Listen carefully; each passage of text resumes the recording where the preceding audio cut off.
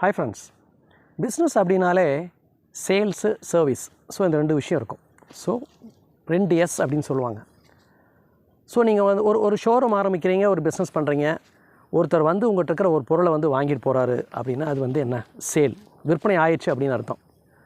விற்பனை ஆனதுக்கப்புறம் அந்த பொருளை உபயோகப்படுத்திட்டு ரொம்ப திருப்தியாக மறுபடியும் உங்கள் கடைக்கு வந்து மறுபடியும் அதே பொருளோ அல்லது இன்னொரு பொருளோ வாங்குறாரு. அப்போ என்ன அர்த்தம் அப்படின்னா அது resale.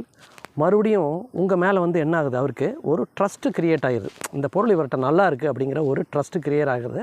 Our he becomes a customer. அவர் வந்து உங்களோட வாடிக்கையாளராக மாறிடுறாரு.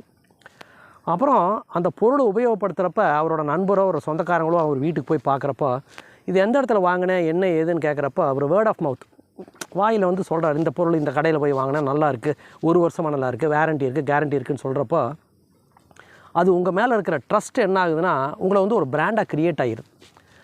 ஸோ பிராண்ட் வந்து இப்படி தான் க்ரியேட் ஆகுது. ஒரு சேல்ஸு, ஒரு ரீசேல்ஸு, ஒரு கஸ்டமர், வேர்ட் ஆஃப் மவுத்தில் உங்களை பற்றி உங்களை ப்ராடக்டை பற்றி சொல்கிறக்கூடிய விஷயங்கள் வந்து உங்களை வந்து ஒரு பிராண்டு க்ரியேட் ஆகுது. ஸோ அது அப்போ என்ன ஆகுதுன்னா ஒரு குட் ப்ராடக்ட்டை ஒரு சேல்ஸை உருவாகுது. ஒரு குட் சர்வீஸ் வந்து பார்த்திங்கன்னா என்ன ஆகுது அப்படின்னா ஒரு பிராண்டை க்ரியேட் பண்ணுறது. ஸோ இது பிராண்ட் க்ரியேட்டிங் ஆட்டோமேட்டிக்கலி. ஆனால் உங்கள் ப்ராடக்ட் வந்து பார்த்திங்கன்னா பர்ஃபெக்டாக இருக்கணும். இதுக்கப்புறம் இந்த 2S சொன்னேன் இல்லையா, ஒரு எஸ் சேல்ஸு, இன்னொரு எஸ் சர்வீஸ்னு ஒன்று சொன்னேன் இல்லையா.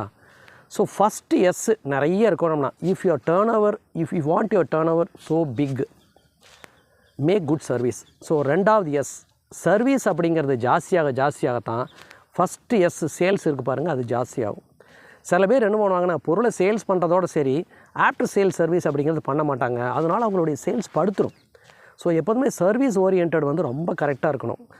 ஒரு ரிப்பேர் ஆகிடுச்சுன்னா அவனுக்கு தெரியாது, நீங்கள் தான் வந்து சரி பண்ணி கொடுக்கணும். டெக்னிக்கல் பர்சன் போனால் தான் சரி பண்ணி கொடுக்க முடியும். சரி, சேல்ஸ் நல்லா இருக்கணும்னா சர்வீஸ் வந்து ரொம்ப பர்ஃபெக்டாக 200% இருக்கணும்.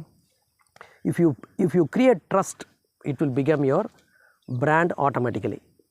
மறுபடியும் பிஸ்னஸ் மோட்டிவேஷனில் ஒரு நல்ல வீடியோவில் சந்திப்போம். அது வரைக்கும் பாய்.